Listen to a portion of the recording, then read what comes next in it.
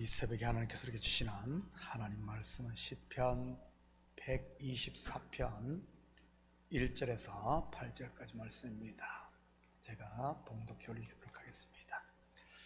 이스라엘은 이제 말하기를 여호와께서 우리 편에 계시지 아니하셨더라면 우리가 어떻게 하였으랴. 사람들이 우리를 치러 일어날 때 여호와께서 우리 편에 계시지 아니하셨더라면 그때 그들의 노염이 우리에게 맹렬하여 우리를 산채로 삼켰을 것이며 그때 물이 우리를 휩쓸며 시내가 우리 영혼을 삼켰을 것이며 그때 넘치는 물이 우리 영혼을 삼켰을 것이라 할 것이로다. 우리를 내주어 그들의 이에 씹히지 아니하게 하신 여호와를 찬송할지로다. 우리의 영혼이 사냥꾼의 올무에서 벗어난 새같이 되었나니 올무가 끊어짐으로 우리가 벗어나도다. 우리의 도움은 천지를 지으신 여호와의 이름에 있도다. 아멘. 좋은 아침입니다. 오늘 본시는 성전에 올라가는 노래 5번째 시편입니다. 과거의 크로운 길들을 돌아보며 감사하며 부르는 노래인 것이지요. 저도 뒤를 돌아볼 때마다 당시에는 몰랐는데 지나고 보니 하나님의 도움의 손이 확실하게 보이는 것이 많습니다. 저의 부르심을 봐도 막상 당시에는 하나님의 존재를 제대로 알지 못했기에 그러려니 하고 그냥 지나쳤습니다. 그 뒤로도 2번 더 같은 일이 있음에도 알지 못했고요. 하나님의 영이 제 속에서 일하고 계셨던 것 말입니다. 몇 년이 지나 믿음이 성장한 후에야 내 마음을 감동케 하고 움직였던 분이 하나님을 분명하게 알게 되었고요. 그러자 저는 확신이 무엇인 줄 아십니까? 여기까지 나를 인도하신 하나님, 앞으로도 인도하실 것에 대한 믿음과 확신이 생기는 것이지요. 이것은 저만 그런 것이 아닐 것입니다. 여기에 계신 여러분도 다들 비슷한 경험들을 가지고 계실 줄 압니다. 오늘 본시를 쓴 저자의 경험이 어찌 그 혼자만의 것이겠습니까? 오고 오는 세대의 모든 하나님의 자녀들이 경험할 일인 것이지. 그러니 이런 시편의 노래가 우리에게 감동을 주는 것 아니겠습니까? 좀 오래된 CCM이 오늘 본시의 구절을 가지고 노래를 만든 것이고요. 바로 7절 말씀 말입니다. 한번 볼까요? 우리의 영혼이 사냥꾼의 올무에서 벗어난 새같이 되었나니 올무가 끊어짐으로 우리가 벗어나도다. 오 우리 영혼이 벗어났도다. 사냥꾼의 올무에서 새같이 하는 찬양 말입니다. 소시적에 참 많이 부른 찬양인데 율동까지 하면서 말이지. 저도 그 율동을 다 할 줄 알았는데 나이가 들다 보니 하나도 생각이 나질 않습니다. 저도 신학교 다닐 때 주일학교 전도사를 꽤 오랫동안 했었거든요. 혹시 여러분 가운데 지금 올무에 걸려있는 분이 있다면 이 새벽에 다 벗어날 수 있기를 축복합니다. 올무의 종류도 많지 않습니까? 죄의 올무로부터 시작을 해서 마귀의 올무, 돈의 올무, 쾌락의 올무, 탐욕의 올무, 게임의 올무, 핸드폰이나 이런 올무, 명예의 올무, 거짓의 올무, 술이나 담배 그리고 마약의 올무 등등 말입니다. 잘남이나 교만의 올무도 쉽게 나오지 못하는 덫이고요. 어떻게 이런 올무로부터 벗어날 수 있겠습니까? 내 혼자의 힘으로는 절대 안 되는 것입니다. 바로 하나님의 도움의 손길이 있어야 하는 것이지. 1절입니다. 이스라엘은 이제 말하기를 여호와께서 우리 편에 계시지 아니하셨더라면 우리가 어떻게 하였으랴. 성도가 이 땅을 살아가는데 하나님이 우리 편이 아니면 어떻게 성도가 이 광야와 같은 세상을 걸어갈 수 있겠습니까?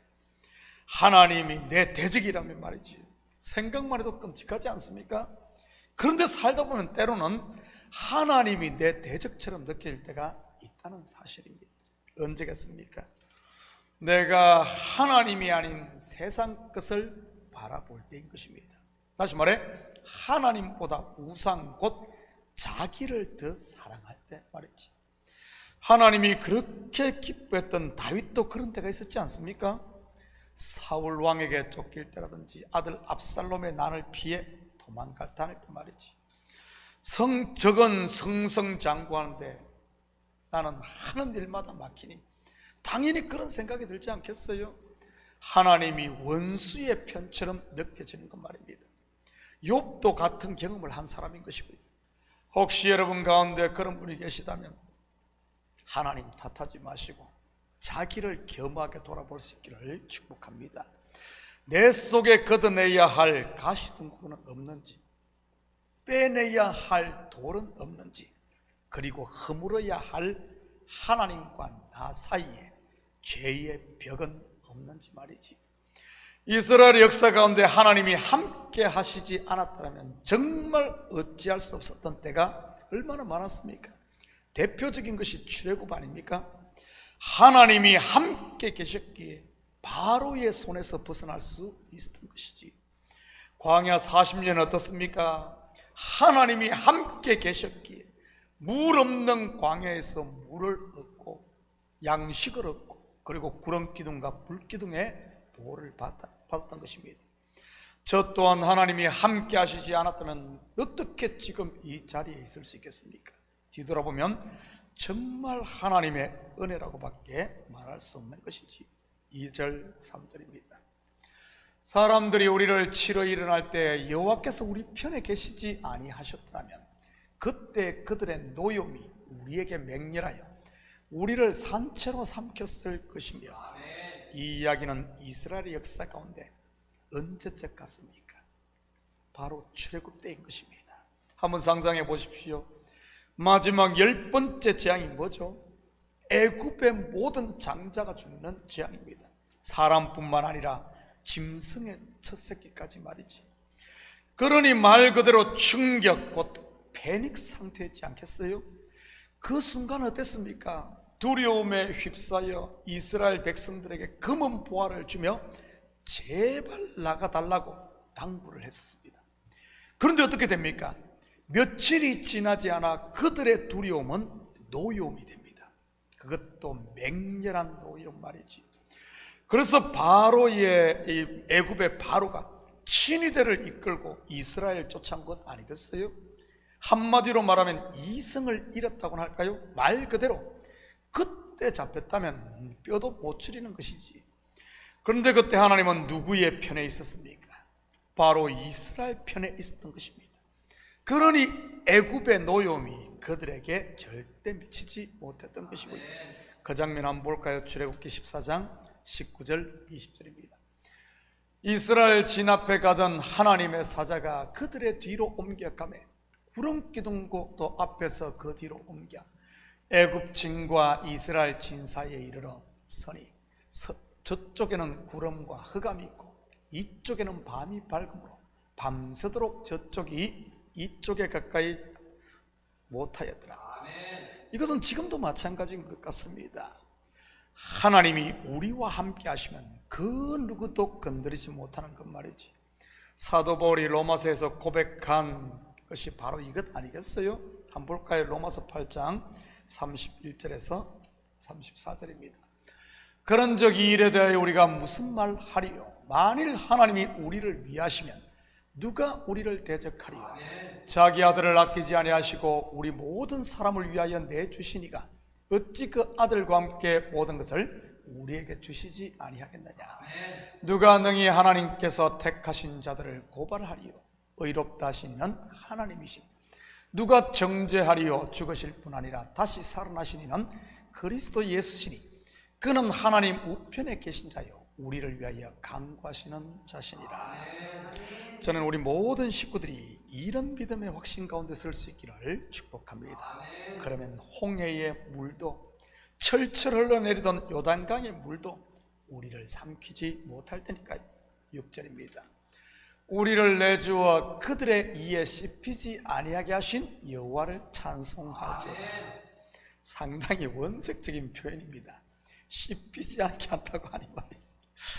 정말 홍해가에서 바로의 정예의 병에게 따라잡혔다면 다 씹히지 않았겠어요? 씹어먹는다고 그들의 분이 사그라들까요? 그런데 하나님이 어떻게 하십니까? 절대 그들을 바로의 손에 넘겨주지 않았습니다. 하물며 자기의 독생자를 주고 산 우리를 하나님께서 마귀에게 넘겨주겠습니까? 어림도 없는 일이지. 그러니 여러분, 주위에 바로의 친위대가 진을 치고 있다고 두려워하지 마시기 바랍니다. 엘리사가 말했듯이 우리와 함께한 자가 저들과 함께한 자보다 많고 강한 자이니까요. 왜 우리가 두려워 떨겠습니까? 하나님에 대한 확신, 곧 믿음이 없어서 그런 것 아니겠어요? 혹시 마음에 떨리는 분이 있다면 이 새벽 영의 눈이 열려 우리를 두르고 있는 불말과 불병거들을 볼 수 있기를 축복합니다. 그러면 사냥꾼의 올무에서 벗어난 새처럼 자유할 테니 말이지. 8절입니다. 우리의 도움은 천지를 지으신 여호와의 이름에 있다.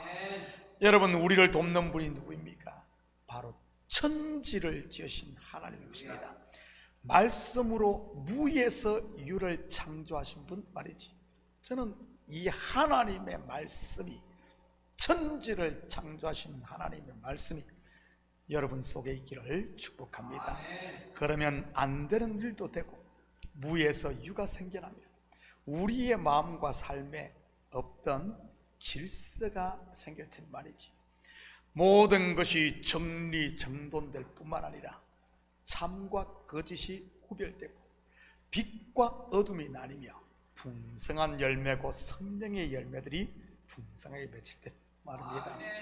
결국 궁극적으로는 마음의 평강, 곧 안식이 찾아오는 것이고요. 은혜와 평강의 하나님 나라 말이지. 그렇다면 우리의 도움이 여호와의 이름에 있다는 의미는 무엇이겠습니까? 여러분, 사람이 자기의 이름을 건다는 뜻이 뭐죠? 그만큼 확실하게 책임진다는 말 아니겠습니까? 왜 하나님께서 자기 백성을 지키고 보호하십니까? 바로 자기의 이름을 위해서인 겁니다. 그것보다 더 확실한 이름을 거는 더 확실한 보장이 어디 있겠습니까? 하나님께서 저와 여러분을 위해 자기의 이름을 거는데 말입니다. 사랑하는 성도 여러분, 오늘 하루도 우리를 향한 하나님의 마음을 바로 알아 이제는 굳건한 반석이신 그리스도 위에 서서 요동하지 마시고 주어진 삶의 현장에서 담대히 사는 이런 복된 하루 되기를 예수님의 이름으로 축복합니다.